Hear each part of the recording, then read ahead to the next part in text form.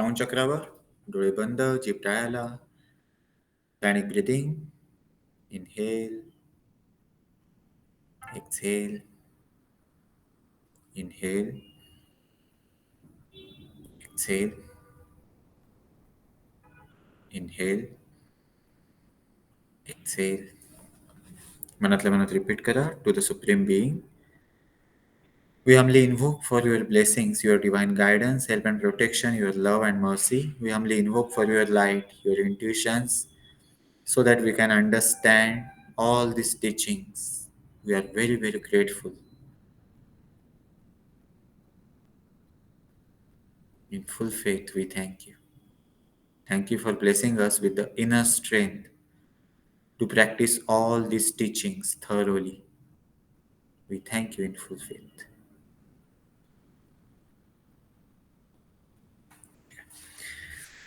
आपण at the feet of master हे पुस्तक वाचत आहोत आणि याच्यात 4 क्वालिफिकेशन दिलेत.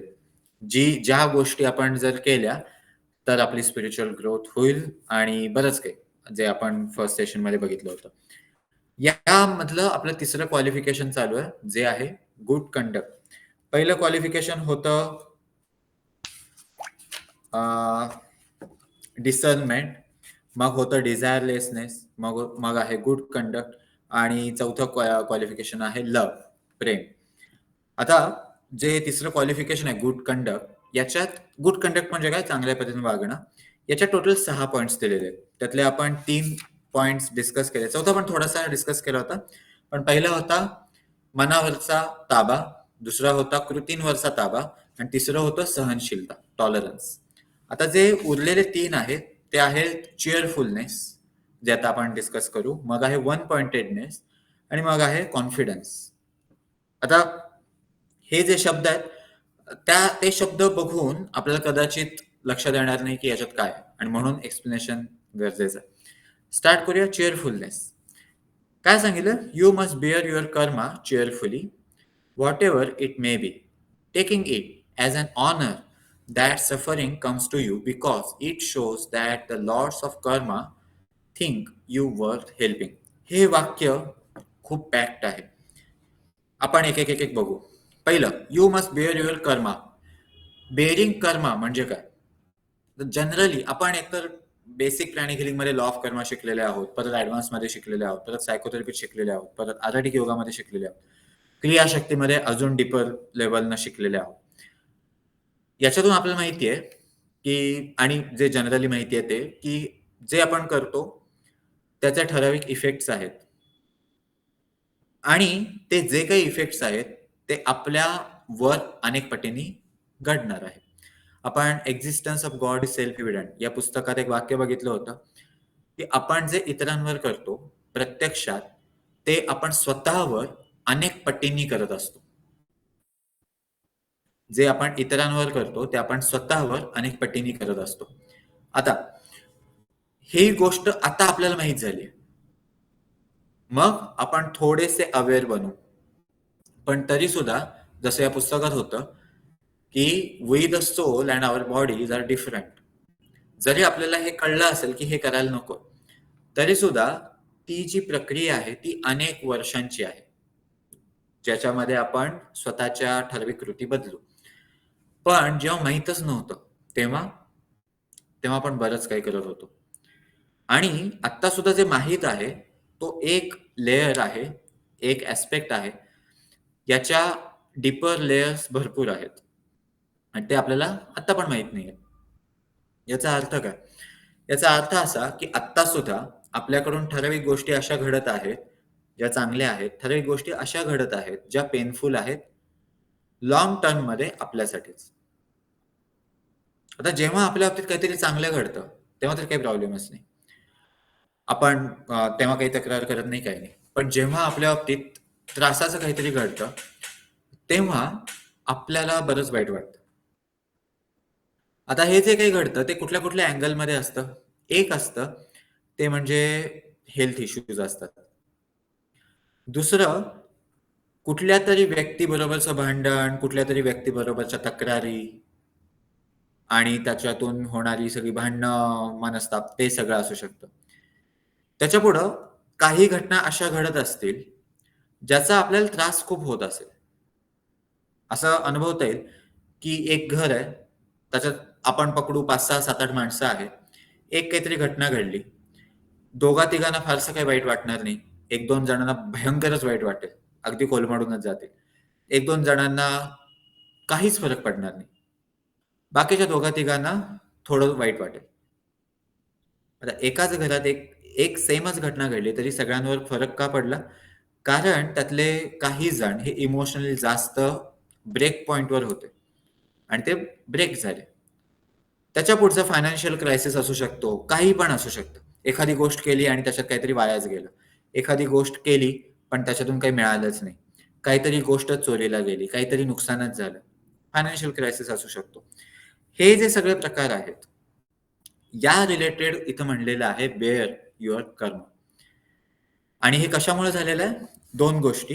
आता इथे एक गोष्ट आपण समजून घेणं महत्वाचं आहे. बऱ्याचदा आपल्याला असं वाटतं किंवा वाटू शकतं, आपल्या बाबतीत काहीतरी वाईट घडतंय, ते जुन्या कर्माचा त्याचा सहभाग आहे. हे पार्शल ट्रुथ आहे. याच्यात 2 फॅक्टर्स आपल्याला बघायचे आहेत, की एक पास्ट कर्मा ज्याचा लेसन अजून आपण शिकलेलं नाहीये आणि आत्ताचे ॲक्शन्स त्याच्यानुसार त्याच्या अपोझिट आहेत. हे सगळं मिळून आपण म्हणू शकतो, की आता हा दुःखद इफेक्ट चालू आहे. हं. आपण जसं हा टॉपिक बघू तसं अजून आपल्याला क्लॅरिटी येईल. पण सुरुवातीलाच आपल्याला हे लक्षात ठेवायचंय, की आधी काहीतरी केलं होतं म्हणून आता आपल्या बाबतीत वाईट घडतंय. हे वाक्य जरी खरं असलं तरी हे वाक्य पूर्ण खरं नाहीये. आधी काहीतरी घडलं, त्याचं लेसन अजून आपण शिकलेलं नाहीये. त्या कृती कदाचित अजून चालू आहेत आणि त्याला न्यूट्रल पण केलेलं नाहीये, म्हणून ते घडत आहे. एवढे सगळे फॅक्टर्स आहेत. Existence of God is self एव्हिडंटमध्ये आपण हेही वाक्य बघितलं होतं, की एखादी गोष्ट आपण काहीतरी केली, जी त्रासदायक होती. जर आपण न्यूट्रलायझिंग फॅक्टर त्याला ट्रिगर केलेलं नसेल, तर ती गोष्ट फिजिकली मॅनिफेस्ट होईलच. पुस्तकात वाक्य होतं, "इट इज इनइव्हिटेबल" म्हणजे ते टाळणं अशक्य आहे. पण ती कंडिशन लिहिलेली होती, की जर न्यूट्रलायझिंग इफेक्ट आपण ट्रिगर केला नसेल तर. याचा अर्थ काय? आपण जर त्याला काउंटर करण्यासाठी, त्याला बॅलन्स करण्यासाठी जर गुड कर्म जनरेट केला असेल, तर एकतर त्याचा इफेक्ट बऱ्यापैकी नील होईल किंवा बेअरेबल होईल, ज्याचा फारसा काही त्रास होत नाही. एक एक्झाम्पल, एखाद्या व्यक्तीकडं अ, ठराविक स्टीलिंगचा कर्मा पेंडिंग होता. हां? आणि त्यातला ठराविक आता मॅच्युअर होणार आहे. स्टीलिंगचा कर्मा म्हणजे काय? चोरीचा. काहीतरी अशी गोष्ट झाली होती ज्यानं दुसऱ्यांचं आर्थिक नुकसान झालं होतं. आता हे रिटर्न येताना आपलं आर्थिक नुकसान होईल या अँगलनं ते रिटर्न येणार आहे. पण ती व्यक्ती भरपूर मेहनत घेत आहे, भरपूर परिश्रम करत आहे, इंटेलिजंट वर्क करत आहे, हार्ड वर्क करत आहे. आता ती जास्त प्रामाणिक आहे. आता ती अशा पद्धतीने काम करत आहे, की त्याचा इतरांना फायदा व्हावा, ॲट जाणून-बुजून कोणाचं नुकसान होऊ नये, याची प्रिकॉशन घेतली जात आहे. त्याच्यामुळं त्या व्यक्तीकडे भरपूर सेव्हिंग आहेत, इन्व्हेस्टमेंट्स आहेत. आता काय झालं, तो जो कर्मा होता, जो स्टिलिंगचा होता, तो मॅच्युअर झाला. पण आता या व्यक्तीला माहिती आहे, की आपण चोरी करणं चुकीचं आहे. आपण अशा गोष्टी करणं ज्याने इतरांचं नुकसान होतं, आर्थिक नुकसान होतं, ते चुकीचं आहे. आणि म्हणून आता ही व्यक्ती कॉन्शियसली प्रयत्न करते आणि ते जेन्युइन एफर्ट्स असतात, की आपल्याकडून नुकसान होऊ नये. हे असं पूर्ण होत असेल का? अजिबात नाही. अशा ठराविक गोष्टी होणारच ज्याच्यातून इतरांचं नुकसान होतं. पण पर्पजफुली तसं होत नाही. म्हणजे काय झालं? लेसन शिकलं गेलं. हार्ड वर्क आणि इंटेलिजंट एफर्ट्समुळं ठराविक पद्धतीचं काम चालू आहे. त्यांना प्रॉस्पेरिटी ऑलरेडी आहे. याचा अर्थ काय? तर लेसन पण शिकला गेला आणि त्याच्या अपोझिट ॲक्शन चालू नाहीये. लेसनच्या अपोझिट. तर लेसनला अलाइन ॲक्शन्स चालू आहेत. पण तो जुना कर्म होता, तो आता मॅच्युअर झाला. आता तो मॅच्युअर होईपर्यंत लेसन शिकल्यामुळं, आता कष्ट करण्यामुळं एकतर तो तितक्या जोरानं आपटायची गरज नाही.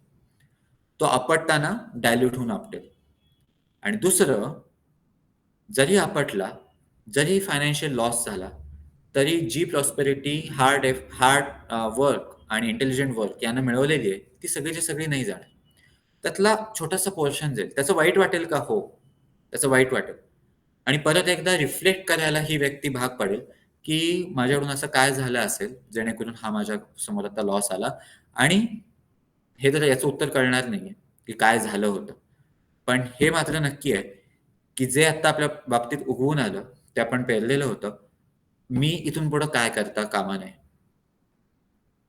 आणि परत हा लॉस झाल्यावर त्या व्यक्तीनं अजून जास्त रिफ्लेक्शन केलेलं असेल, की मी काय करता कामा नये. मी अजून काय कॉन्शियसली एफर्ट्स घ्यायला हवे. एवढं सगळं होताना ज्या ज्या पद्धतीनं तो इफेक्ट झोंबला असता, ज्या पद्धतीने त्या इफेक्टचा त्रास झाला असता, ते नाही होणार. आणि म्हणून एक मिनिट.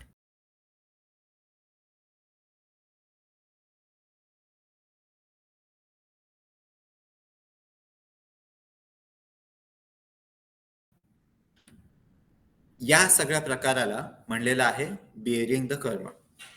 पण आत्ता आपण जे उदाहरण घेतलं त्याच्यात काय होतं, की लेसन एका ठराविक पद्धतीने शिकलेला होता आणि ठराविक पद्धतीने एफर्ट्स घेणं चालू होतं. पण सगळ्याच बाबतीत असं असेल का? नाही. ठराविक गोष्टी अशा घडतील ज्याच्या बाबतीत आपल्याला काहीच क्लॅरिटी नाही. आपण चूक करतो, असं होणारच नाही की आपण चूक करत नाहीये आणि ते आपल्या बाबतीत घडतंय. फक्त एवढंच आहे की आपला अवेअरनेस नाही. आणि त्याच्यामुळे आपल्या बाबतीत जेव्हा त्रास होईल, तेव्हा दोन बाजूने आपण बघू शकतो. एक गोष्ट ते म्हणजे हे माझ्या बाबतीत चुकून घडतंय, बिनकामाचं घडतंय, ऍक्सिडेंटली घडतंय, शिक्षा म्हणून घडतंय. हे सगळं इरेज करणं आणि लक्षात घेणं की जे आपल्या बाबतीत घडतंय त्याच्या पाठीमागं ॲक्युरेट कारणं आहेत. जरी आपल्याला ती आत्ता दिसत नसली तरी. आणि मग त्याचा विचार करणं की काय असेल, आपल्याला काय आत्ता इम्प्रूव्ह करायचंय. बऱ्याचदा आपण असं म्हणतो, काहीतरी पाप केलं होतं म्हणून आता हे घडतं. झालं, मग काय? त्याचा आत्ताशी काही संबंधच राहत नाही. पण bearing the karma, maturation of karma याच्या रिलेटेड नाही. कर्मा तेव्हाच मॅच्युअर होतो जेव्हा आत्तापर्यंत त्याच्यातला काही ना काहीतरी घोळ चालू आहे. आणि त्याच्यामुळं जेव्हा आपण म्हणतो पास्ट कर्मा, तेव्हा ते अकाउंट बॅलन्स सारखं आहे. पण त्या पास्ट कर्मा मॅनिफेस्ट होण्यामध्ये किंवा मॅच्युअर होण्यामध्ये प्रेझेंट ऍक्शन्सचा पूर्णतः रोल आहे. नाहीतर ते त्या प्रमाणात मॅनिफेस्ट नाही होणार. आणि म्हणून जेव्हा जेव्हा असं घडेल तेव्हा पहिली गोष्ट आपण करू, की आत्ता माझ्याकडून काय इम्प्रूव्ह होणं गरजेचं आहे. आत्ता माझ्याकडून काय गोष्टी थांबणं गरजेचं आहे. हे एक. आणि दुसरा पार्ट, बरं ठीक आहे, यातला पुढचं वाक्याचा पुढचा पार्ट वाचू. यू मस्ट बेअर युअर कर्म चिअरफुली. चिअरफुली बद्दल आपण नंतर डिस्कस करू. पण जो काही आपल्याकडे येत आहे ते आपण चिअरफुली म्हणजे आनंदानं काय म्हणलं, ओझं नाही, बेअर म्हणलं, पण ते व्हायचं आहे. म्हणजे काय, जे काही येत आहे ते आपल्याला आनंदानं सहन करायचं. जसं जसं भगवद्गीतेत एक श्लोक आहे ज्याच्यामध्ये एक वाक्य आहे, की शीत, उष्ण, दुःख आणि सुख हे वेगवेगळे अपोजिट पेयर्स आहेत, पेयर्स ऑफ अपोजिट आहेत आणि हे तू सहन कर. म्हणजे काय, जर दुःख घडत असेल तर ठीक आहे, तिथं आपल्याला फार काही करायचं नाही, आता घडत आहे आणि आपण ते सहन करत आहोत या पद्धतीने. व्हॉट एव्हर इट मे बी, हा जो काही कर्म मॅच्युअर होऊन आलेला आहे तो कसाही असू दे. पुढचं वाक्य खूप जबरदस्त आहे. Taking it as an honour, तो आपल्यासाठी ऑनर पकडून. पण कशासाठी honour? That suffering comes to you, की हे सफरिंग आपल्याकडे आलं याच्यामध्ये आपलाच ऑनर आहे, हे या पद्धतीने या व्ह्यू पॉइंटनं बघून आपल्याला तो चिअरफुली बेअर करायचा आहे. का? असं का? याच्यात ऑनर काय? आपल्या बाबतीत दुःख झालंय आणि जर आपण त्याला कर्म म्हणतोय तर आपण काहीतरी चूक केली म्हणून तो कर्म आहे. मग त्याच्यात ऑनर कसला? उलट आपल्याला आपण असं म्हणू शकतो की मग तर मला खूपच वाईट वाटायला पाहिजे, कारण मी काहीतरी चुकीचं केलं होतं जे आता माझ्याकडे परत फिरून येतं, म्हणजे मी चुकीचा आहे. मग याच्यात आपल्याला वाईट वाटायला पाहिजे. पण इथे तर उलट सांगितलं जातं. याचं कारण, because it shows that lots of karma think you worth helping. यातलं शेवटचं वाक्य हेल्पिंग. पुढचं पण वाक्य वाचू. However hard it is, be thankful that it is no worse. Remember that you are of but little use to the master until your evil karma is worked out and you are free. आता आधी बघू यातली एक term आहे Lord's of कर्मा. हे काय आहे? Lord's म्हणजे काय? जणू देवता, कर्माच्या देवता. थिओसॉफीनुसार 4 लॉर्ड्स ऑफ कर्मा आहेत. हे इंडियन ट्रेडिशनमध्ये खूप पॉप्युलर कन्सेप्ट आहे सिम्बॉलॉजीमध्ये. आणि या 4 एक तरी आपल्याला गोष्ट माहिती आहे, एक तरी व्यक्ती माहिती आहे, ते म्हणजे चित्रगुप्त. पण हे 4 लॉर्ड्स ऑफ कर्मा आहेत आणि या चारीची नावं इंडियन ट्रेडिशनमध्ये आपल्याला बघायला मिळतात. हे जे 4 लॉर्ड्स ऑफ कर्मा आहेत किंवा जे किती असतील लॉर्ड्स ऑफ कर्मा आहेत, ते काय करतात? हे हायली ॲडव्हान्स्ड एनर्जी बीइंग्स आहेत, हायर बीइंग्स आहेत, स्पिरिच्युअल एल्डर्स आहेत, जे प्रत्येक व्यक्तीचा कर्मा रेग्युलेट करतात. शब्द आहे रेग्युलेट. जर आपण achieving oneness with higher soul attend केलेलं असेल आणि जर अटेंड केलेलं नसेल तर महत्वाचं आहे ते अटेंड करणं, खूपच महत्वाचं आहे. तर त्याच्यामध्ये आपण ही गोष्ट शिकतो की एखाद्या ठिकाणी आपण जन्माला येतो, ती प्रोसेस कशी होती, साधारण कशी होती. आणि त्याच्यात एक लिहिलेलं पण आहे की त्याच्यामध्ये आपण कुणाकुणाला कन्सल्ट करतो. ते ज्या कोणाकोणाला कन्सल्ट करतो त्यापैकी ठराविक बीइंग्स आहेत हे सुद्धा लॉर्ड्स ऑफ कर्मा. डायरेक्ट कदाचित कन्सल्टेशन असेल नसेल माहित नाही, पण त्या सगळ्या प्रोसेसमध्ये हे बीइंग सहभागी असतात. हे लॉर्ड्स ऑफ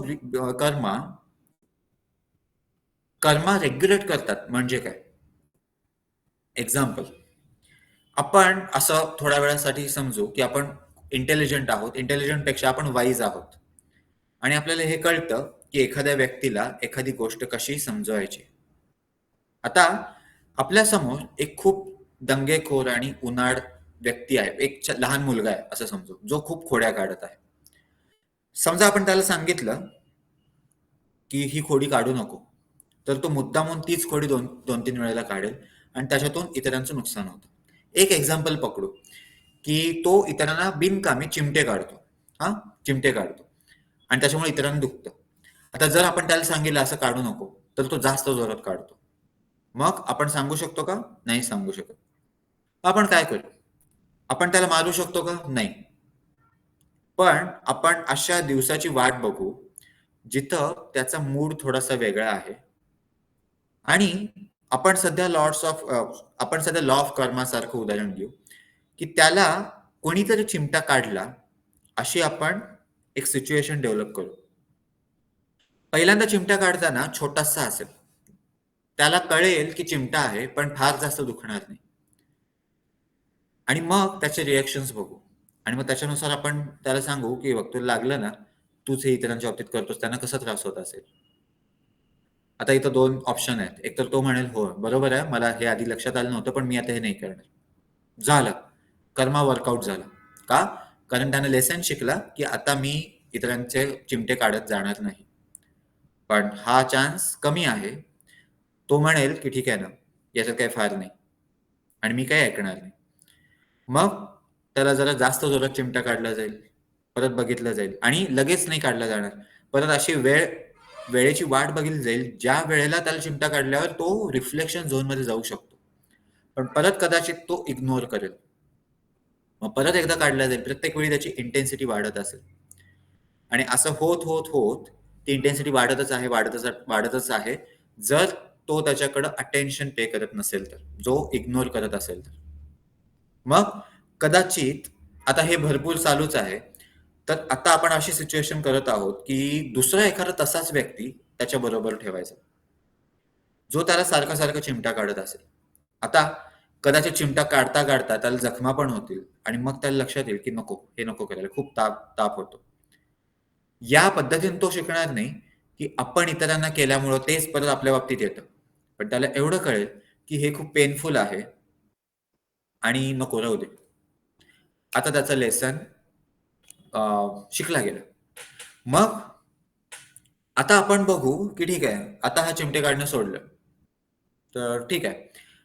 कदाचित हा परत चिमटे काढू शकतो. तर आधी हा जो खूप चिमटे काढणारा मुलगा जो आपण त्याच्याबरोबर ठेवला होता त्याला विथड्रॉ करू.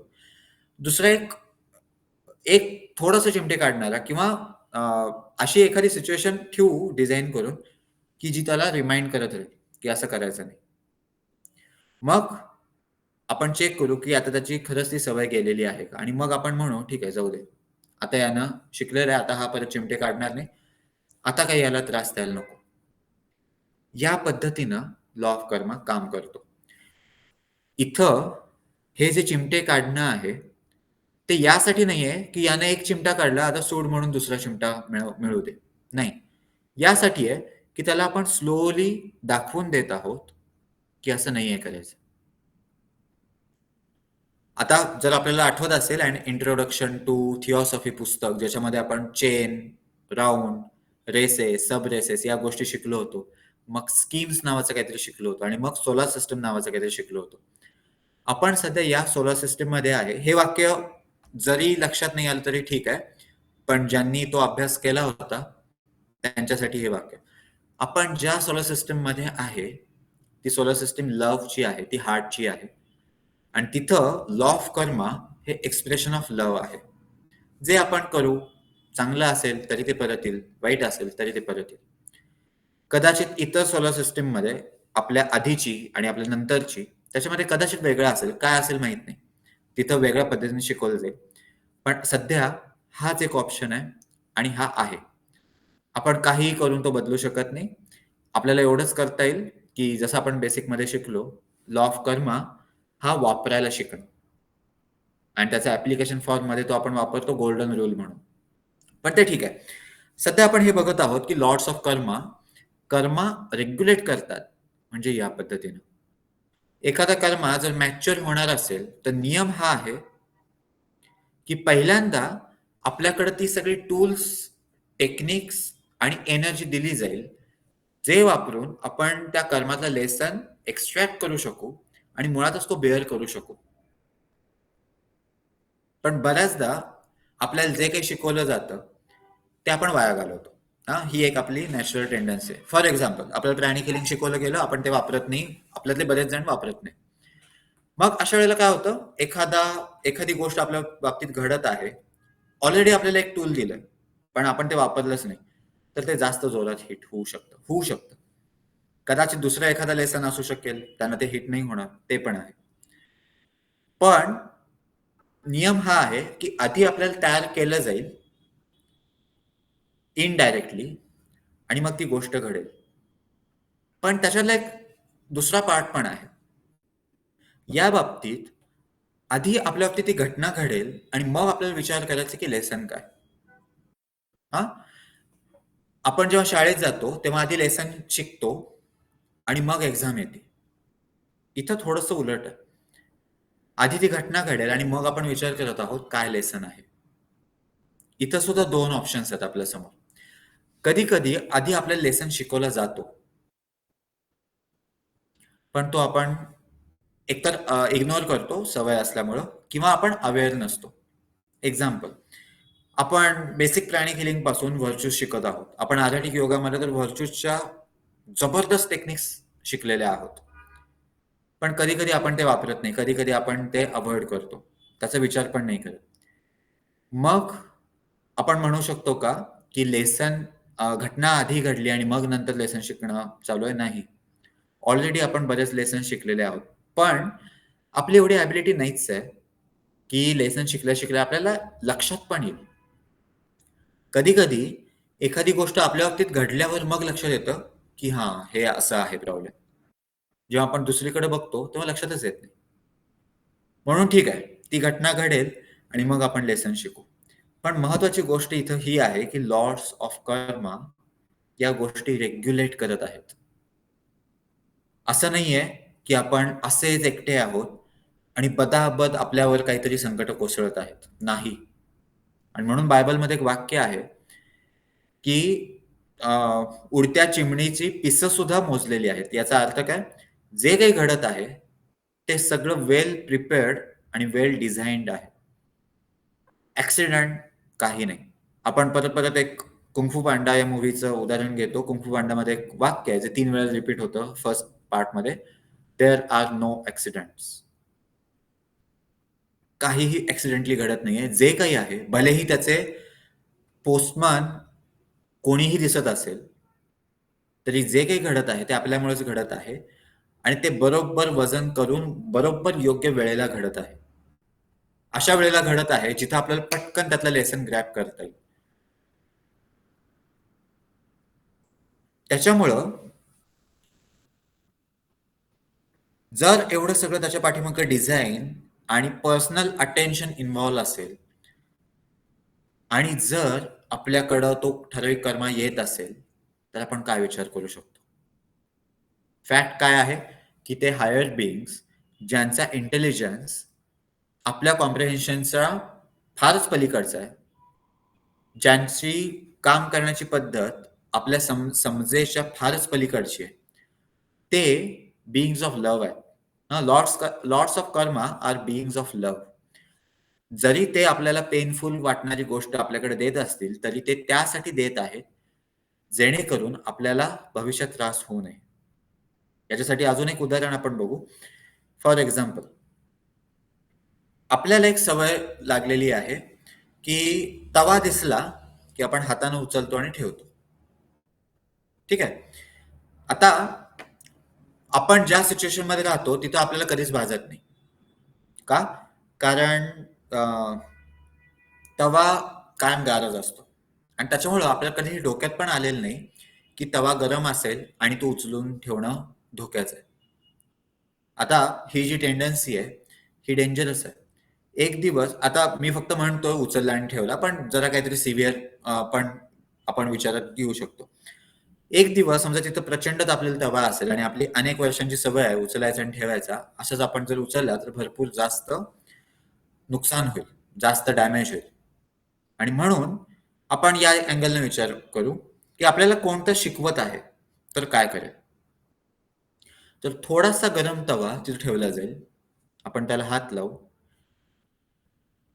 उचलू, पण गरम आहे म्हणल्यावर आपण तो परत ठेवू आणि म्हणू मला भाजलं. आपण बघू, थोडंसं लाल पण झालेलं असेल. इथं आपण जर विचार केला याच्यातून काय लेसन आहे? हां, तवा गरम पण असू शकतो. आधी आपण एकदा टच करून बघत जाऊ, मगच उचलत जाऊ. झालं. आपलं लेसन कंप्लीट झाला.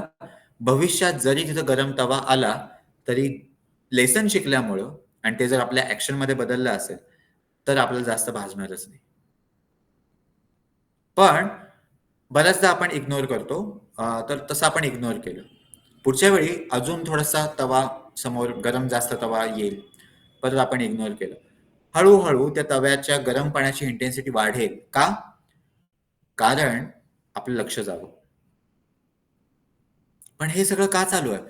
जेणेकरून आपल्यातली एखादी चुकीची पद्धत, ज्यानं आपलं भविष्यात जास्त मोठं नुकसान होऊ शकतं, ते थांबावं. आणि ही आपल्यावर घडलेली कृपा आहे.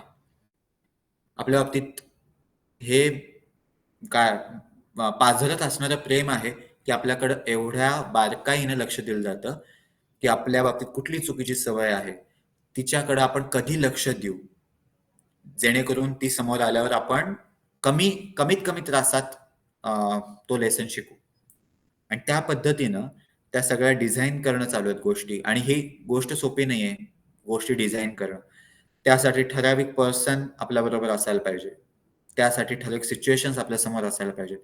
आणि हे सगळं बरोबर डिझाइन करून कुठलाही निसर्ग नियम न तोडता हे सगळं डिझाइन करणं, यासाठी त्यांचं आपल्याकडे अटेन्शन आहे. आता आपण जर मास्टर्स अँड द पाथचा विचार केला, सी.डब्ल्यू. लेडबेटर यांचं पुस्तक, तर आपल्याला ही 2 वाक्य जराशी जोडता येतील.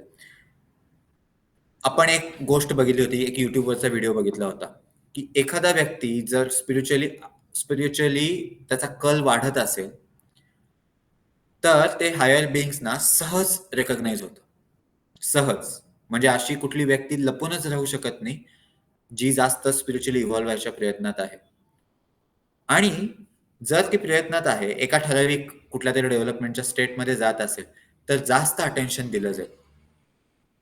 आणि जर या कारणामुळं जर कर्म आपल्या समोर जास्त येत असेल, या कारणामुळं जर येत असेल, तर तो आपला ऑनर आहे, की आपण वर चढायचा प्रयत्न करत आहोत. म्हणून त्यांचं आपल्याकडे जास्त लक्ष आहे.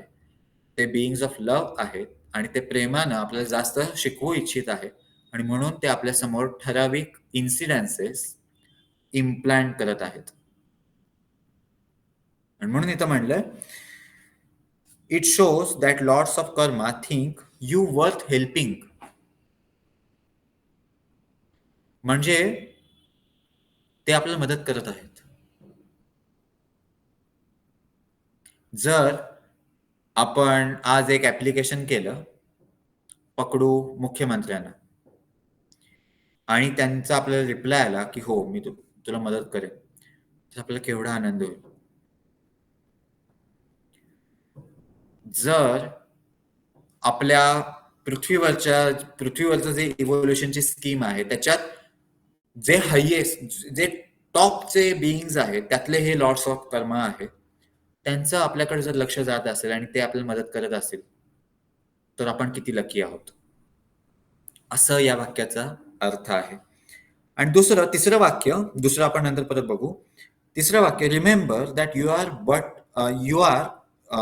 Remember that you are of but little use to the master until your evil karma is work out. जोपर्यंत आपला दुष्ट कर्म वर्कआउट होत नाही, म्हणजे न्यूट्रलाइज होत नाही, तो निघून जात नाही, तोपर्यंत आपण त्यांच्यासाठी कमी उपयोगाचे आहोत. आता असं का?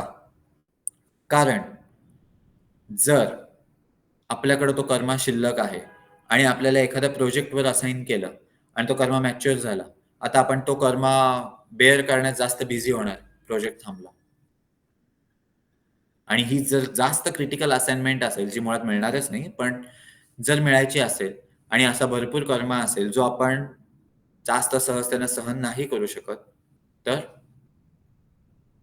आणि म्हणून जर असा पटापट नाही, पण एका ठराविक पेसनं पटापट करणं खूप डेंजरस आहे. पण तो जर न्यूट्रल होत आहे आणि आपण तसला कर्म अजून जास्त फास्ट जनरेट करत नाहीये, जुना आहे तो ठीक आहे, पण नव्याचं ग्रोथ तेवढी नाहीये, तर आता आपल्याकडे ठराविक गोष्टी अजून दिल्या जातील, ठराविक रिस्पॉन्सिबिलिटीज दिल्या जातील.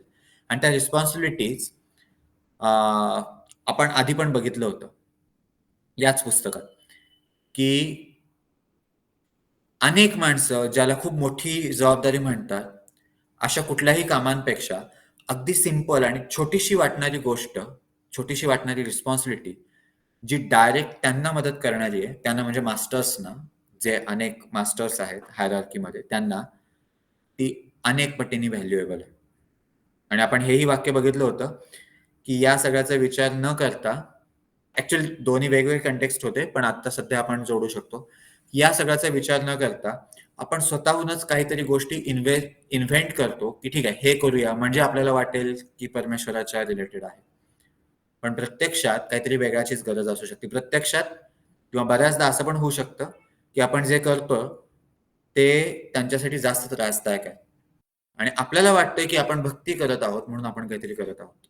पण प्रत्यक्षात ते युजलेस तर नाही, तर हार्मफुल आहे. सगळेजण ठराविक लोकांना इव्हॉल्व करायच्या प्रयत्नात आहेत, इंटेलिजन्स ऍस्पेक्ट वाढवायच्या प्रयत्नात आहे आणि आपण अशी काहीतरी गोष्ट करत आहोत ज्याने इंटेलिजन्स कमी होत आहे. तर आपण त्यांच्या एफर्ट्सना थोड्या प्रमाणात पण न्यूट्रल करत आहोत.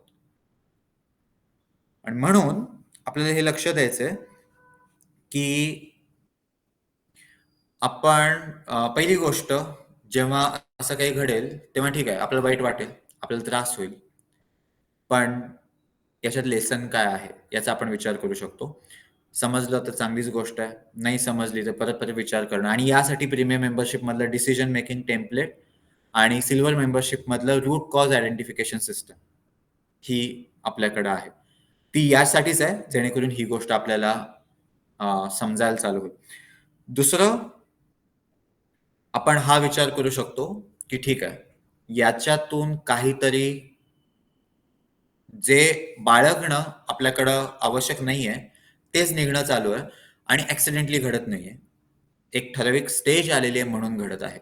पण प्रत्येक वेळी हे असं असेलच असं नाही. आपल्या इग्नोरन्समुळं परत तीच घटना आपल्या बाबतीत घडत असेल. तिथं याचा संबंध नाही की आपल्याकडे जास्त अटेन्शन आहे. तिथं प्रश्न हा आहे की आपण जास्त इग्नोर करतो. आपण जास्त वेस्ट करतो जे आपल्याला शिकवले गेले ते. किंवा आपण अव्हॉइड करतो आणि म्हणून ती गोष्ट परत घडत आहे. रिपीटेड.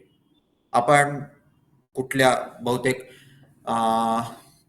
मागच्या किंवा त्याच्या मागच्या बुक स्टडीमध्ये हे डिस्कस केलं होतं की जर एक घटना, ती घटना काही असू दे, आजार असू दे, फायनान्शियल लॉस असू दे, रिलेशनशिप मधला प्रॉब्लेम असू दे, इमोशनल इश्यू असू दे, एक घटना एकदा घडली, दुसऱ्यांदा जरी घडली तरी आपल्याला जास्त गांभीर्यानं बघायचं की माझ्याकडून काय असं घडत आहे जेणेकरून हे परत घडलं. तिसऱ्यांदा घडली तर म्हणजे आपल्याला अल्टिमेटमच मिळाला. History repeats in cycles. जर एखादी गोष्ट तिसऱ्यांदा घडत असेल आपल्या बाबतीत तर आपण सुपर केअरफुल व्हायला पाहिजे. आपल्याकडून काहीतरी सिव्हिअर चुकत आहे म्हणून तीच गोष्ट परत घडत आहे. हे पेनफुल सिच्युएशन बद्दल चालू आहे. आता याच्या मधलं वाक्य, however hard it is, be thankful that it is no worse. परत लक्षात आहे प्रीमियम मेंबरशिप मधलं आपलं डिस्कशन, त्याच्यात सुद्धा हा मुद्दा कव्हर होतो. डिसिजन मेकिंग टेम्पलेट मध्ये जे वेगवेगळे प्रश्न आपण लिहायचे असतात त्याच्यात एक हा प्रश्न आहे की याच्यापेक्षा वाईट काय घडलं असतं.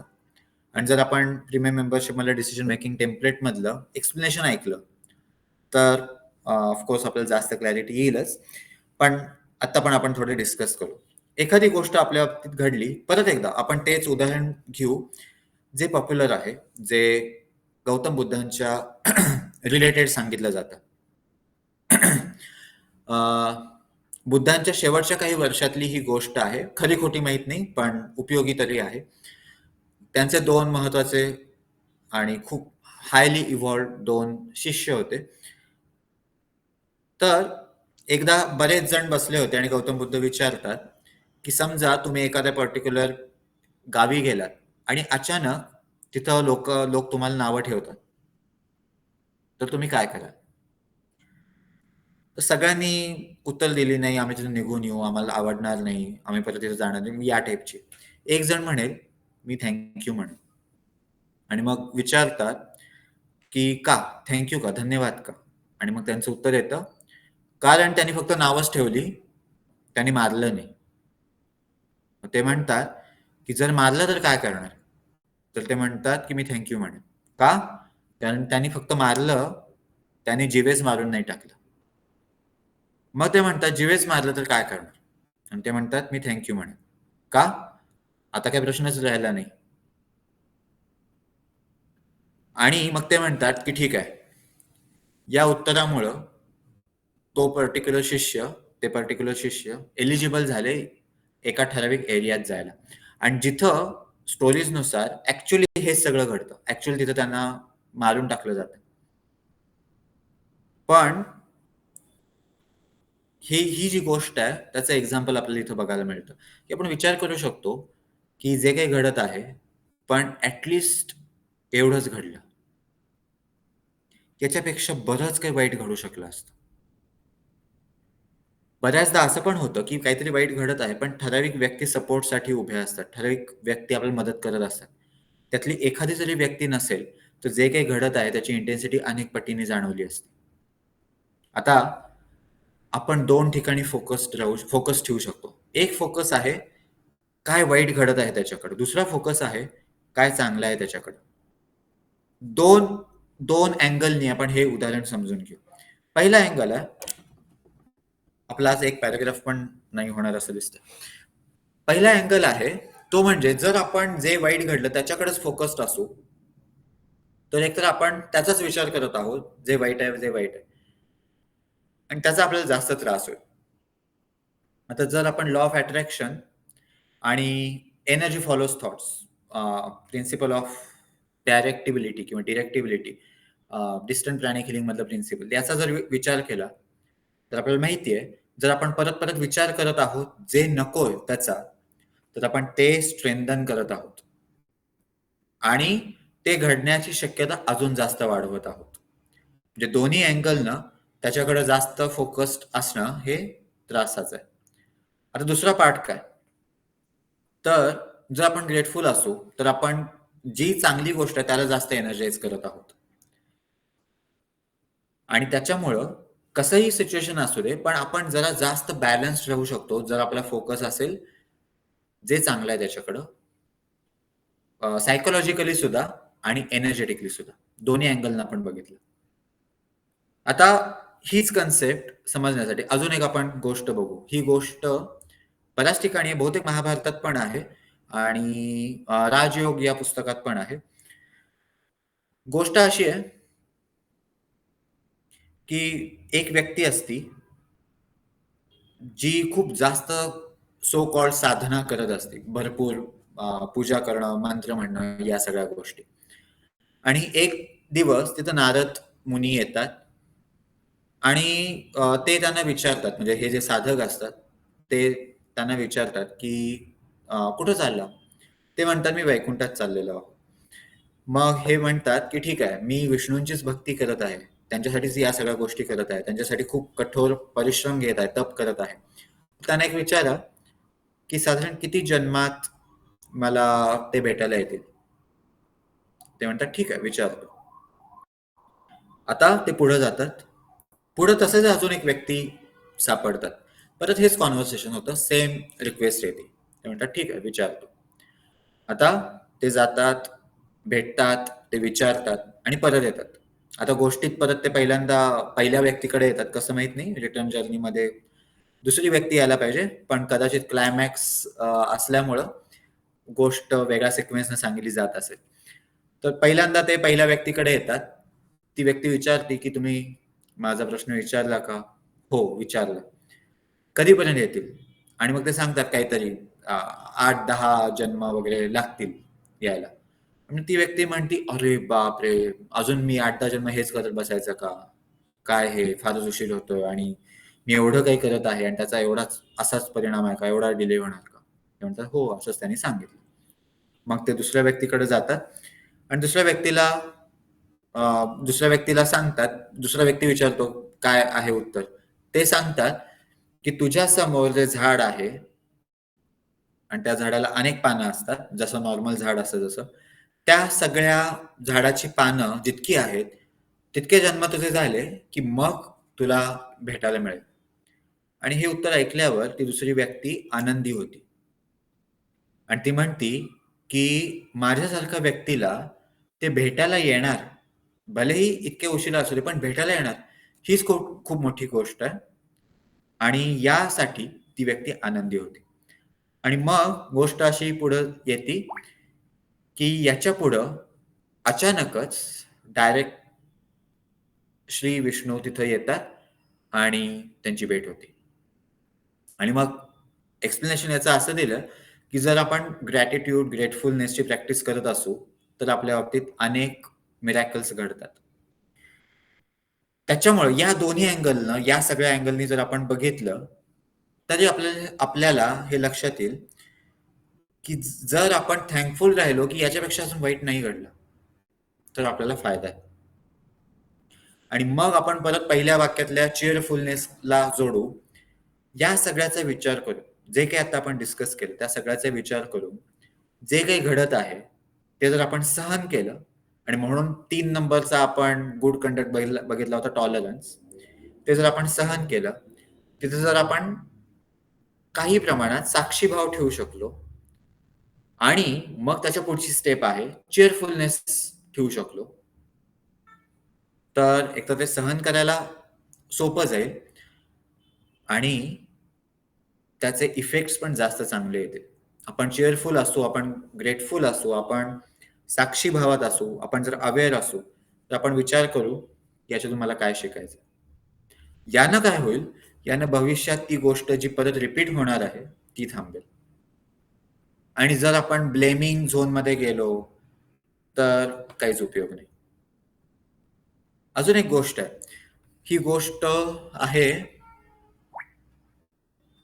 बिग मॅजिक बहुतेक बिग मॅजिक नावाचं एक चॅनल आहे. त्याच्यावर अकबर बिरबल नावाचा शो होता. त्यातली ही गोष्ट आहे. त्या गोष्टीनुसार एकदा अनेक व्यक्ती येतात. खूप रडत रडत तक्रारी करत येतात अकबर यांच्याकडं. आपण सध्या म्हणू राजांकडं. आणि ते सांगतात की भरपूर दुष्काळ आहे आणि त्याच्यामुळं आम्हाला खूप त्रास होतो. मग विचार करून राजा सांगतात की ठीक आहे, मी तुमचा कर माफ करतो. पण तिथं त्या दरबारात एक व्यक्ती असती जी म्हणती की तुमचा तर बिरबल, आता बिरबल ही खूपच आवडती व्यक्ती आणि तुमचं म्हणणं आहे की बिरबल काही पण करू शकते, तर मग त्यांना सांगा पाऊस पाडा म्हणून. हा, आता पहिली गोष्ट, जर आपल्या बाबतीत असं कोण बोललं तर आपल्याला काय वाटेल, किती वाईट व्यक्ती आहे आणि कसलं कुचकं बोलती, कॉमन सेन्स नाही, बराच ड्रामा. पण बिरबलचा रिस्पॉन्स की ठीक आहे, मला 1 दिवस द्या आणि मी हे करतो. आणि मग सगळे म्हणतात की नाही, हे कसं करता येईल, हे करणंच शक्य नाही, काही केलं तरी पाऊस पाडता येणार नाही. पण मग बिरबल म्हणतात की ठीक आहे, मला 1 दिवस द्या. 1 दिवसात पाऊस पाडतो नाही, पण 1 दिवसात मी सांगतो. आणि मग परत तीच व्यक्ती परत एकदा सांगती की जर नाही करू शकला तर परत दरबारातून जायचं, आणि ते पण मान्य करतात. एवढं सगळं झाल्यावर दुसऱ्या दिवशी ते येतात आणि सांगतात की मी पाऊस पाडेन किंवा पाऊस पडेल. पाऊस काहीतरी 10 का 12 दिवसांनी पडेल, पण एक अट आहे. हे 10-12 दिवस तुम्ही असे व्यतीत करायचे की जणू तुमच्या बाबतीत खूप चांगली गोष्ट घडलेली आहे आणि जणू सण आहे, फेस्टिवल. सगळे म्हणतात की तुम्ही काय चेष्टा करताय का, आम्ही दुःखानं तुमच्याकडे आलोय आणि तुम्ही आम्हाला असं सांगताय. बिरबल म्हणतात की ठीक आहे, ही माझी कंडिशन आहे. 12 दिवसांनी, कदाचित 12 दिवसांनी पाऊस पडेल, पण 12 दिवस तुम्ही आनंदी असायला पाहिजे. आणि मग हळूहळू एक एक दिवस जातो, काहीही चिन्ह नसतात. 10व्या दिवशी थोडेफार ढग वेगळे आहेत असं वाटायला चालू होतं, वातावरण बदलतं. आणि 12व्या दिवशी खरंच पाऊस पडतो. बहुतेक 10व्या वगैरे दिवशी पाऊस पडतो. आणि मग सगळेजण येतात. सगळ्यांना आश्चर्य वाटतं की हे कसं केलं बिरबलने. आणि तेव्हा त्यांचं एक्सप्लेनेशन हे होतं की त्यांनी जो 1 दिवस मागितला होता, त्याच्यात ते गेले हवामान खात्यातल्या एक्सपर्ट्सकडं. त्यांच्याकडून सगळी माहिती घेतली. त्यांना हे कळलं की पाऊस पडणारच आहे, पण थोडासा उशीर होणार आहे, 1 आठवड्याभरात पडेल. आणि मग ते परत येतात. आठवड्यामध्ये अजून 2-4 दिवस वाढवतात आणि सांगतात की 12 दिवसांनी पाऊस पडेल, पण त्यासाठी तुम्ही हे करायला पाहिजे. आणि ही कंडिशन दिल्यामुळं सगळेजण तितके दिवस आनंदी राहतात. मग प्रश्न त्यांना विचारला जातो की जर पाऊस पडणारच होता, तर ह्या सगळ्या कंडिशन्स का दिल्या? आणि मग त्यांचं उत्तर येतं की जरी पाऊस पडणार असेल, पण असंच सांगितलं असतं, तर ते 12 दिवस प्रत्येक जण नुसता हा विचार करत बसला असता की पाऊस पडेल का, पडेल का, पडेल का? पडला नाही तर काय होईल? आज कसा दिवस आहे? आणि त्याच्यामुळं ते 12 दिवस सगळ्यांसाठी अनुभवायला जड गेले असते. आणि मग ते एक्सप्लेन करतात की ते फेस्टिवल सारखं चीअरफुली बेअर करायला सांगितलं, जेणेकरून ते विसरूनच गेले की काहीतरी प्रॉब्लेममध्ये आपण आहोत.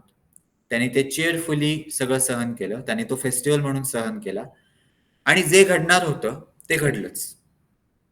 याच्या पुढच्या एक्सप्लेनेशनमध्ये हे सुद्धा आहे की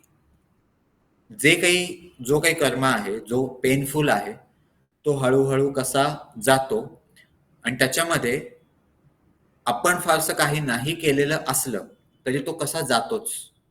कारण लॉ ऑफ सायकल्स. आणि म्हणून सुद्धा आपण चीअरफुली तो जर बेअर करू शकलो तर फारच छान. चीअरफुली बेअर करत असू तर आपल्याला त्रास कमी होईल.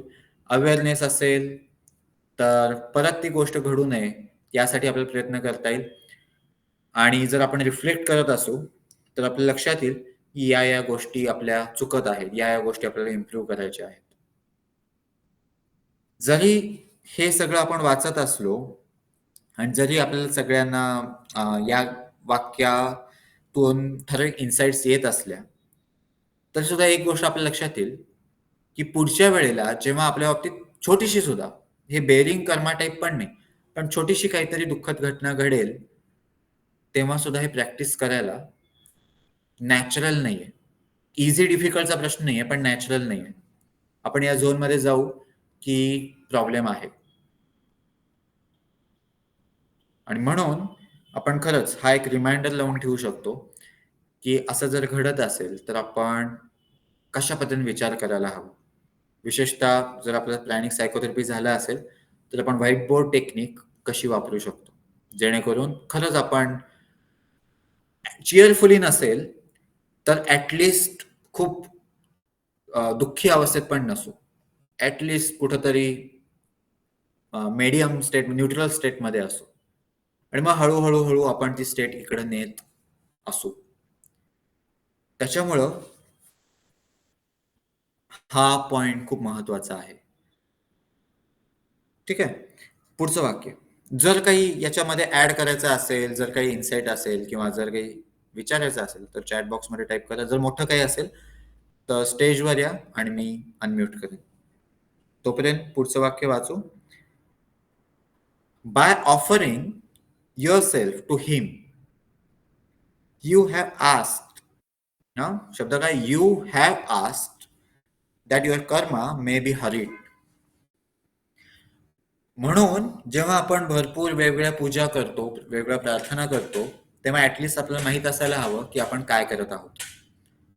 जर आपण स्वतःला ऑफर करत आहोत, तर प्रश्नच काय राहिला? जे आपलं नुकसान होत आहे ते आपलं नुकसान राहिलेलंच नाहीये. आणि ठराविक गोष्टी घडाव्यात हे कुठं ना कुठंतरी आपल्याला माहित असायला हवं, मग आपण ऑफर करत आहोत. जेव्हा आपण म्हणू की मी तुमचं इन्स्ट्रुमेंट बनवू इच्छितो किंवा माझ्यावर कृपा घडावी या पद्धतीचं, तेव्हा ऑलरेडी आपण म्हणत आहोत ठराविक अँगलनं, ठराविक स्पीडनं, की जरासा कर्म ऍक्सलरेट होऊ दे. हे असं म्हणण्यासारखं आहे, आपण शाळेमध्ये किंवा कॉलेजमध्ये आहोत आणि एका ठराविक शिक्षकांना सांगत आहोत, की मला हा सिलेबस फास्ट कंप्लीट करायचा. आणि ते म्हणतात, ठीक आहे, मला आनंद होईल तुला शिकवायला. पण तुला रोज 1 तास एक्स्ट्रा अभ्यास करावा लागेल, बाकी सगळा अभ्यास तसाच असताना. एवढंच चालू आहे जेव्हा कर्मा ऍक्सलरेट होत आहे तेव्हा. परत एकदा हे असं निवांत बसून बोलायला सोपं आहे, पण जेव्हा ती घटना घडेल, तेव्हा आपल्याला परत हे पुस्तक मदत करेल. तेव्हा आपल्याला हे रिमाइंडर्स मदत करतील, की ठीक आहे, असं चालू असू शकतं. आपण रिफ्लेक्ट करू आणि प्रयत्न करू चिअरफुली सहन करायचा. पण हा आपला चॉईस आहे आणि म्हणून ठराविक गोष्टी घडत आहेत. परत एकदा, जेव्हा प्रत्येक गोष्ट आपल्या बाबतीत घडत आहे त्रासदायक, तेव्हा प्रत्येक वेळी हा चॉईस असेल असं नाही. तो आपल्या इग्नोरन्सचा दुष्परिणाम असू शकतो. पण जर आपण मागच्या सगळ्या गोष्टी बघत असू आणि आपण अलाईन होत आहोत आणि आपण त्यांचं काम करायचा प्रयत्न करत आहोत, आपल्याला जे वाटतं ते नाही, त्यांच्या इन्स्ट्रक्शन नुसार आपण काम करायचा प्रयत्न करत आहोत, तर हे बऱ्यापैकी ऍप्लिकेबल होईल. पण जरी हे ऍप्लिकेबल नसलं, तरी चेअरफुलनेस आपल्यासाठी महत्वाचाच आहे. By offering yourself to him, you have asked that your karma may be hurried, and so now, in 1 or 2 lives, you work through आपण 1 किंवा 2 इन्कार्नेशन्समध्ये, 1 किंवा 2 जन्मांमध्ये आपल्याला ती गोष्ट करायची आहे, किती मोठी? What otherwise might have been spread over 100. जो कर्म आपल्याला 100 जन्मांमध्ये वर्कआउट करायचा होता, आता आपल्याच डिसिजनमुळं, जो चांगला डिसिजन आहे, जो अप्रिशिएबल डिसिजन आहे, पण त्या चांगल्या डिसिजनमुळं आपण आता म्हणत आहोत की जे 100 वर्षाचा सिलेबस होता, तुम्ही 1 किंवा 2 वर्षात नाही, जन्मात कंप्लीट करायला तयार आहे. म्हणजे काय?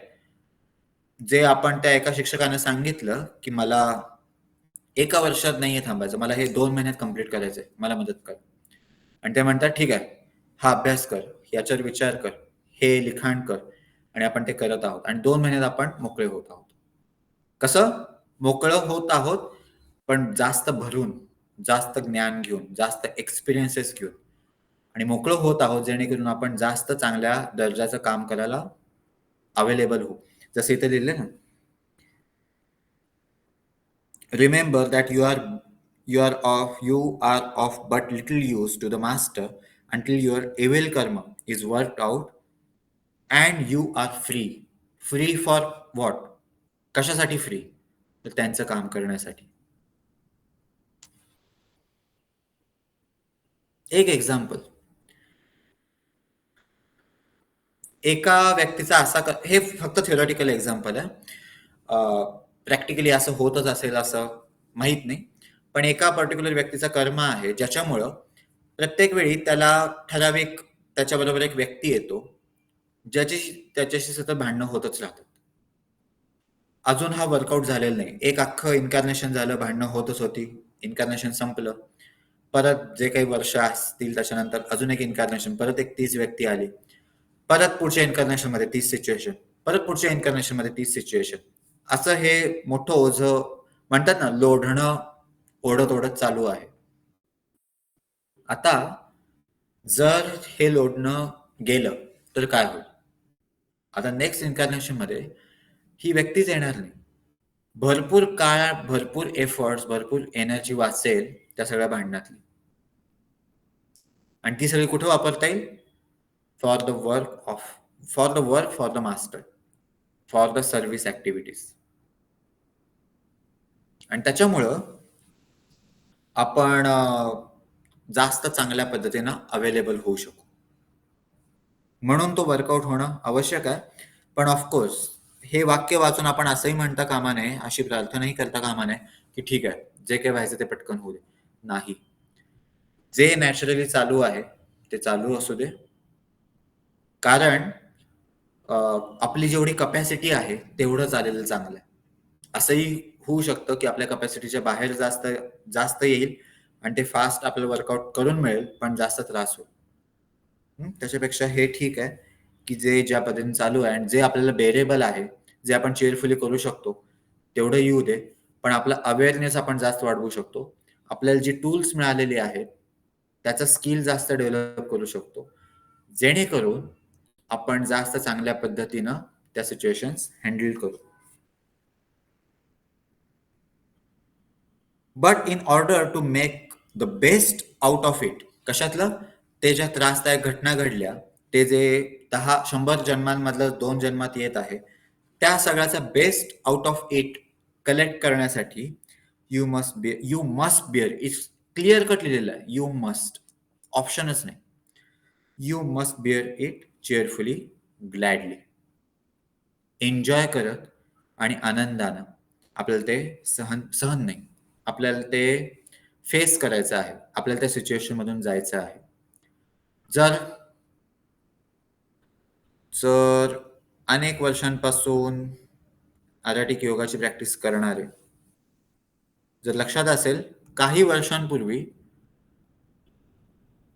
बहुतेक 8 वर्षांपूर्वी असावं, आचार्य डॅनी त्यांच्या अनेक सेशनमध्ये, वर्षभर अनेक सेशनमध्ये सांगत होते की तुमच्याकडे जे काही आहे ते एन्जॉय करा, जे काही आहे ते, आणि ते कसलंही असेल तरी. आणि ते एन्जॉय करणं हे त्या मार्गाचा एक सिम्बॉल आहे की आपण स्पिरिच्युअल पाथवर आहोत, या पद्धतीचं साधारण. ही एक्झॅक्ट वाक्य नव्हती, पण साधारण या पद्धतीचं ते बऱ्याच वेगवेगळ्या सेशन्समध्ये परत परत सांगत होते. आणि जे भेटतील त्यांना पण हे बहुतेक सांगितलं जात होतं, कारण त्यांच्याशी बोलणाऱ्या काही व्यक्तींकडून हे ऐकायला मिळत होतं. म्हणजे हे किती महत्वाचं असेल. ठीक आहे. एक प्रश्न, if anyone suffering from financial cheating by others recurrently then this event is planned. One, कुठलीही घटना घडत असू दे,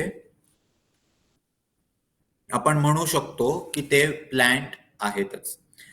as there are no accidents and it will happen till that karma, till we learn the lesson. ठीक आहे. Mature झालेलं आहे म्हणून ते घडत आहे, अजून मॅच्युअर नाही होणार. ती गोष्ट परत परत तोपर्यंत घडत राहील जोपर्यंत आपण लेसन नाही शिकत. आणि लेसन कुठल्याही व्हर्च्यू रिलेटेड असू शकतो. म्हणून आपल्याला व्हर्च्यूचा अभ्यास आणि व्हर्च्यूची प्रॅक्टिस खूपच जास्त महत्वाची आहे. कारण जर आपल्याला लेसन आयडेंटिफाय करायचं असेल तर व्हर्च्यू रिलेटेड जर आपण विचार केला तर सोपं होतं. आणि म्हणून ते व्हर्च्यूज आपण डिसिजन मेकिंग टेम्पलेटमध्ये पण वापरतो, कुठल्या व्हर्च्यू रिलेटेड आपण फेल होत आहोत. So the take away should be that we should have a mindset of acceptance with patience and tolerance. पहिलं आहे अवेअरनेस, रिफ्लेक्शन, ऍक्सेप्टन्स. बरोबर, आपण ब्लेमिंग झोन मध्ये जात नाहीये. जुनं काहीतरी घडलं म्हणून आता घडतं या झोन मध्ये जात नाहीये. तर आपण म्हणत आहोत आता जे काही घडत आहे त्याच्या पाठीमागं कारणं आहेत आणि त्याच्यामधून मला काहीतरी शिकायचं. जे शिकल्यावर मी जास्त अपग्रेड होणार आहे. आणि म्हणून आपण रिफ्लेक्शन चालू करत आहोत की मला काय शिकायचं, मला काय शिकायचं. दुसरी गोष्ट आहे ते म्हणजे पेशन्स, टॉलरन्स, अवेअरनेस. आणि मग तिसरी गोष्ट आहे चीअरफुलनेस, की आपण जे काही घडत आहे त्याच्यामध्ये जास्त फोकस ठेवत आहोत चांगल्या गोष्टींकडं. आपलं सोलार प्लेक्सस चक्र वारंवार क्लीन करत आहोत. आपण ब्लू ट्रँगल करत आहोत, जेणेकरून या सगळ्या एनर्जीज निघून जातील. आपण परत परत डिव्हाइन एनर्जीज घेत आहोत. आपण परत परत सोल अफर्मेशन करत आहोत. आपण परत परत शरणागतीची प्रॅक्टिस करत आहोत, जेणेकरून अशा एनर्जीज आपल्याकडे येतील या पर्टिक्युलर ट्यूबमधून, ज्या ऑटोमॅटिकली पेनफुल आणि ग्रॉस एनर्जीज डिसइंटिग्रेट करतात. आणि आपण पाहिजे तर जर जास्त त्रासदायक आहे तर आपण जास्त मेडिटेट करत आहोत, जेणेकरून जर आपण मेडिटेशन ऑन हायर सोल केलं तर आपण जास्त चांगल्या पद्धतीने कनेक्ट होत आहोत आणि आपल्याला फास्ट कळेल की आपलं लेसन काय आहे. भलेही सबकॉन्शियसली कळेल, पण कळायचे चान्सेस वाढले.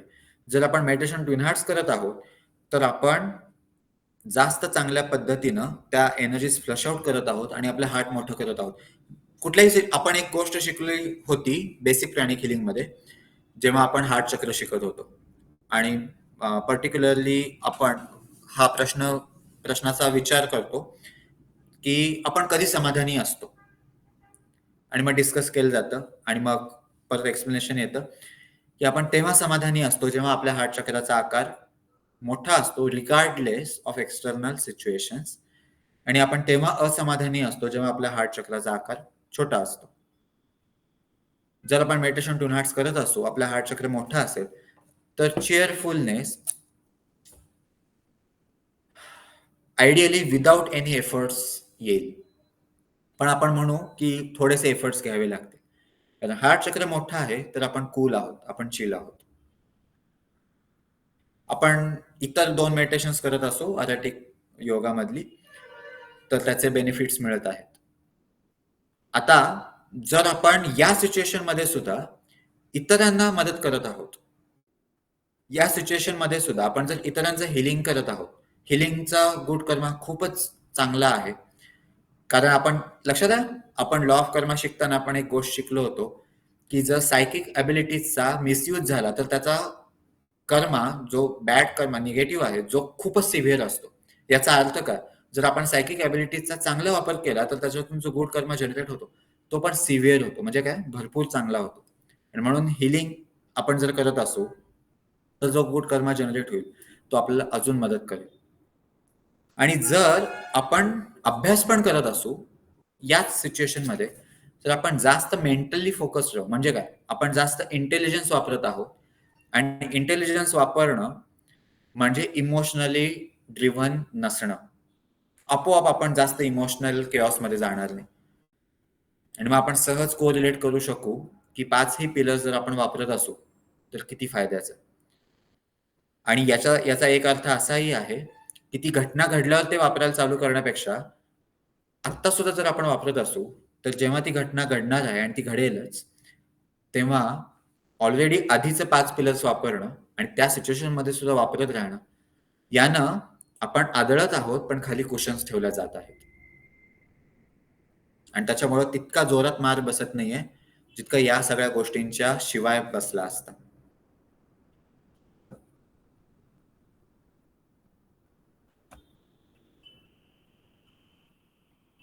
अजून काही? What if we are seeing suffering of a particular person which is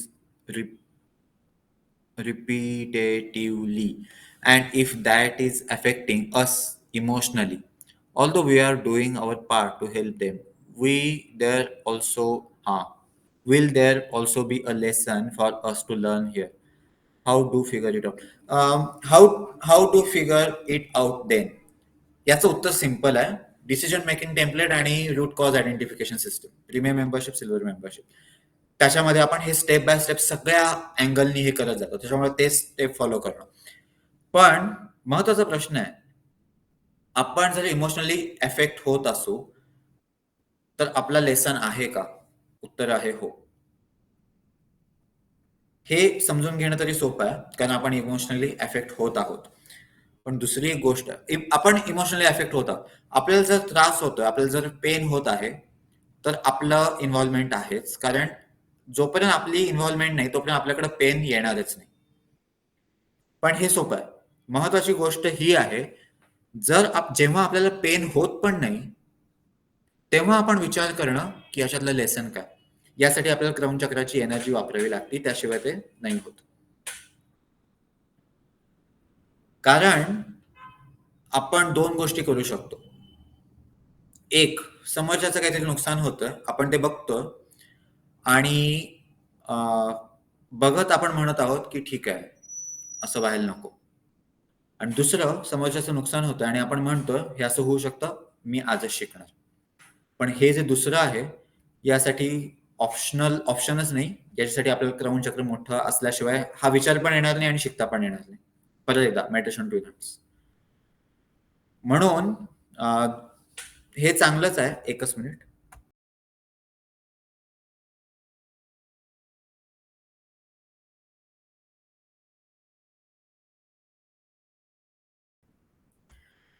की जर आपल्याला त्रास होत आहे, तर आपली इन्व्हॉल्वमेंट आहेच. पण असं काहीतरी घडतं ज्याच्यामध्ये आपल्याला त्रास होत नाहीये, तर हे चांगलं आहे की आपण जास्त सेन्सिटिव्ह बनावं हार्ट चक्रातून, जेणेकरून त्यांचं दुःख आपल्याला काही प्रमाणात अनुभवता येईल आणि आपल्यातून हे जास्त बाहेर पडेल.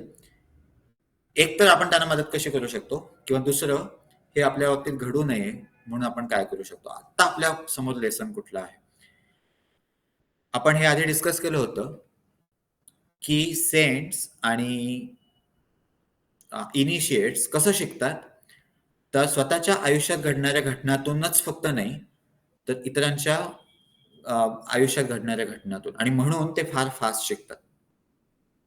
त्यांच्यात आणि आपल्यात फरक काय आहे, आपण आपल्या घटनातून पण थोडंसं कमी शिकतो आणि ते इतरांच्या घटनातून शिकतात. आणि जर आपण ही गोष्ट काही प्रमाणात स्टार्ट करू शकलो, तर आपलं आयुष्य हे जास्त सोपं बनेल relatively.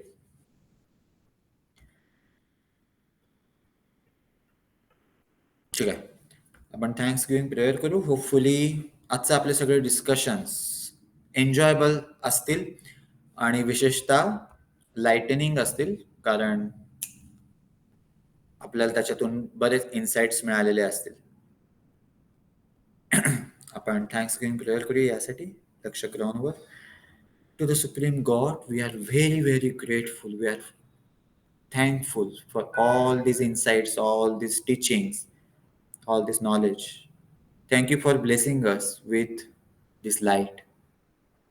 Thank you for blessing us with inner strength and awareness to practice these teachings consciously. Lord God, thank you for blessing us. Thank you for blessing us, our family members, our friends, our colleagues, our co workers, and every person, every being, that we may learn our lessons with minimal pain and suffering. In full faith, we thank you.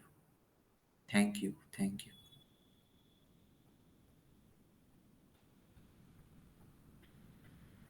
Thank you join झाल्याबद्दल. आता आपण भेटू next सेशनमध्ये.